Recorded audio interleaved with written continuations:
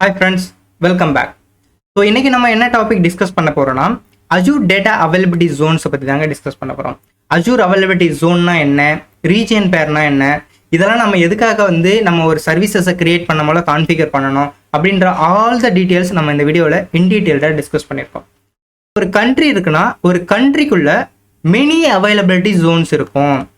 Mini availability ஜோன்னா ஒன்றும் இல்லை, data சென்டருங்க. அவ்வளோதாங்க, சிம்பிளுங்க. டேட்டா சென்டருக்குள்ள என்ன இருக்குன்னா சர்வர் அவங்க மெயின்டைன் பண்ணிட்டு இருப்பாங்க. நம்ம ஓனா மெயின்டைன் பண்ணுறதுங்க அஜூர் அந்த அவைலபிலிட்டி ஜோன் அந்த சர்வர்லாம் மெயின்டைன் பண்ணிட்டு இருப்பாங்க. அந்த சர்வர் எப்படி மெயின்டைன் பண்ணுவாங்கன்னா அவங்க ஓனா ஒரு யூனிட் வச்சுருப்பாங்க.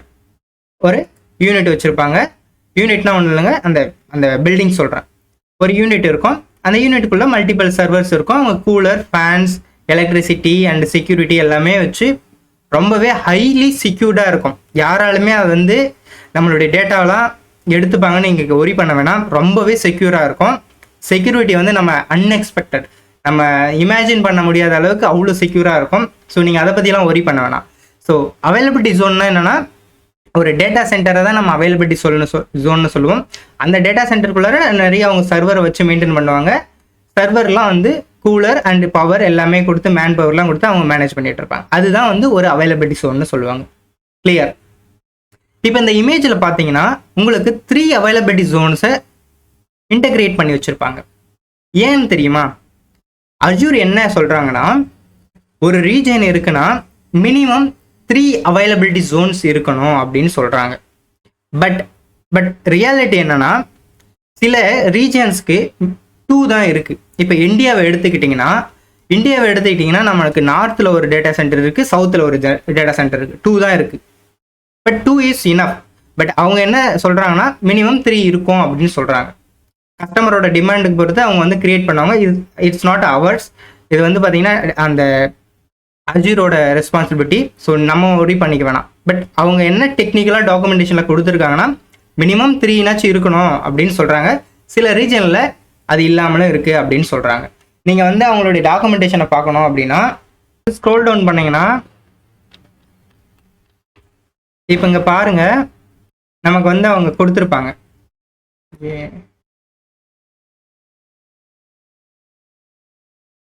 ஸ்க்ரோல் டவுன் பண்ணுங்க, அவைலபிலிட்டி ஜோனா.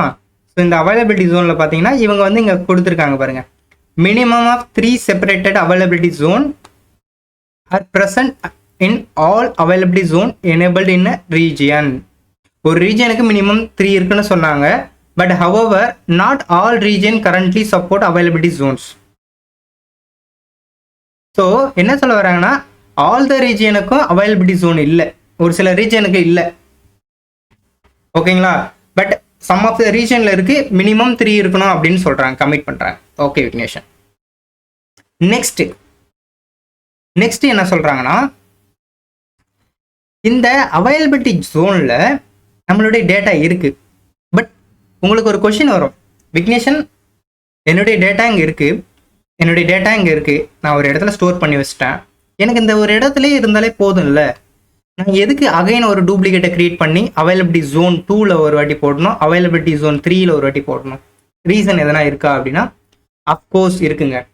ரீசன் என்னன்னா சப்போஸ் நீங்கள் சவுத் இந்தியாவில் இருக்கீங்கன்னு வச்சுக்கோங்களேன். இந்த அவைலபிலிட்டி ஜோன் சவுத் இந்தியாவில் இருக்குது. நம்மளுடைய கம்பெனியோட இம்பார்ட்டன்ட் இன்ஃபர்மேஷன்லாம் இந்த டிபியில் தான் இருக்குது.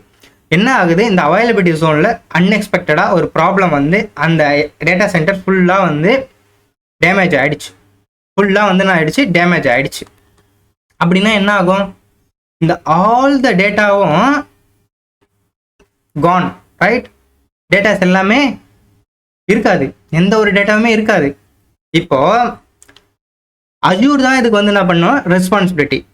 ஸோ இந்த மாதிரி ஒரு சில நேச்சுரல் டிசாஸ்டர் ப்ராப்ளத்தை அவாய்ட் பண்ணுறதுக்காக என்ன பண்ணுறாங்க, இன்னொரு இடத்துல டூப்ளிகேட் கிரியேட் பண்ணுறாங்க அவைலபிலிட்டி ஜோன். இது நம்ம பண்ண வேணாம், இது ஆட்டோமேட்டிக்காக அது கிரியேட் ஆகும். உங்களுக்கு இன்னொரு இடத்துல டேட்டா டூப்ளிகேட் பண்ணி வச்சுருக்கும். சப்போஸ் இங்கே ஏதாவது இஷ்யூ ஆச்சுன்னா ஆல்ரெடி அவங்க கான்ஃபிகர் எல்லாமே பண்ணியிருப்பாங்க. அது என்ன பண்ணால் ஆட்டோமேட்டிக்காக அனதர் ரீஜனில் இருக்கிறத எடுத்து வச்சுக்கும். தென் ஆஃப்டர் அவங்க இந்த ரீஜன் ப்ராப்ளம்லாம் சால்வ் பண்ணிவிட்டு அவங்க பேக்கப் எடுத்துப்பாங்க. இது நம்ம எதுவும் பண்ண வேணாம், அதெல்லாம் அஜூர் பார்த்துப்பாங்க. ஸோ அதுக்காக தான் என்ன பண்ணுவாங்க, மல்டிபிள் பிளேஸில் ஒரு ரீஜனுக்குள்ளே மல்டிபிள் பிளேஸில் அவங்க ஸ்டோர் பண்ணி வச்சுருப்பாங்க. கிளியரா? ஸோ இதுதான் வந்து பார்த்தீங்கன்னா அவைலபிலிட்டி ஜோன். குட். நெக்ஸ்ட், இப்போ எனக்கு ஒரு கொஸ்டின் வருது. விக்னேஷன், இப்போ வந்து நீங்கள் சொன்னீங்க ரீஜியனுக்குள்ளார ஒரு டேட்டா சென்டரில் ஏதாவது ப்ராப்ளம்னா அனதர் அதே சேம் ரீஜனில் இருந்து ஒரு டேட்டா சென்டர் இருக்குது, நான் அங்கேருந்து டேட்டாவை பேக்கப் எடுத்துப்பேன். சப்போஸ் இந்தியாவில் 2 டேட்டா சென்டர் இருக்குது, 1 2 இருக்குது. சப்போஸ் ரெண்டுமே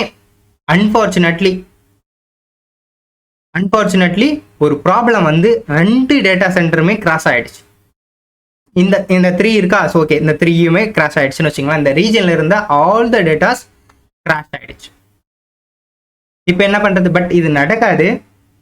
பட் இந்த மாதிரி ஒரு பாசிபிலிட்டிஸ், பிகாஸ் நீங்கள் ஒரு பேங்கிங் செக்டர் ஒரு பிஸ்னஸ் பண்ணுறீங்கன்னு வச்சுக்கோங்களேன், ஒரு HDFC பேங்க், ஒரு ICICI பேங்க் மாதிரி ஒரு பிஸ்னஸ் ஃபினான்ஸில் இருக்கீங்க அப்படின்னா, சப்போஸ் உங்களுக்கு மிஸ் ஆச்சு அப்படின்னா எப்படி அந்த இன்ஃபர்மேஷன்லாம் நம்ம மேனேஜ் பண்ண முடியும்?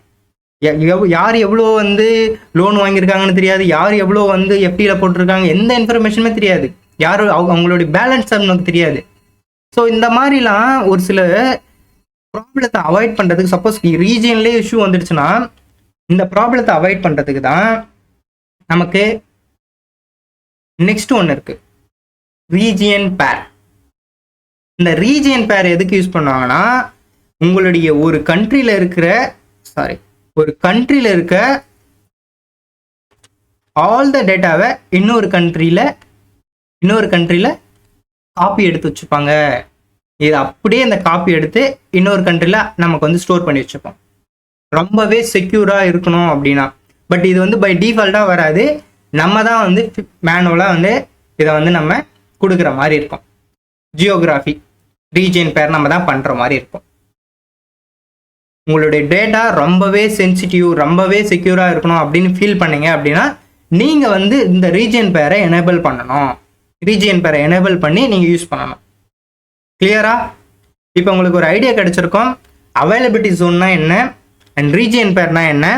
இந்த அவைலபிலிட்டி ஜோனை நம்ம எதுக்காக கொடுக்குறோம், ஒரு ரீஜியனுக்குள்ளே மல்டிபிள் டேட்டா சென்டர் ஏன் இருக்குது, சப்போஸ் ஒரு கண்ட்ரிக்குள்ளவே இஷ்யூ ஆயிடுச்சு, ஒரு கண்ட்ரியில் இருக்கிற ஆல் த டேட்டா சென்டருமே கிராஷ் ஆகிடுச்சு அப்படின்னா கூட நம்ம எப்படி பேக்கப் எடுக்கணும்னா ரீஜியன் பேர் பண்ணி வச்சுருக்கணும்.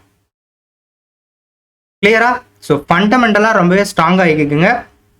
இதெல்லாம் ரொம்பவே இம்பார்ட்டன்ட்.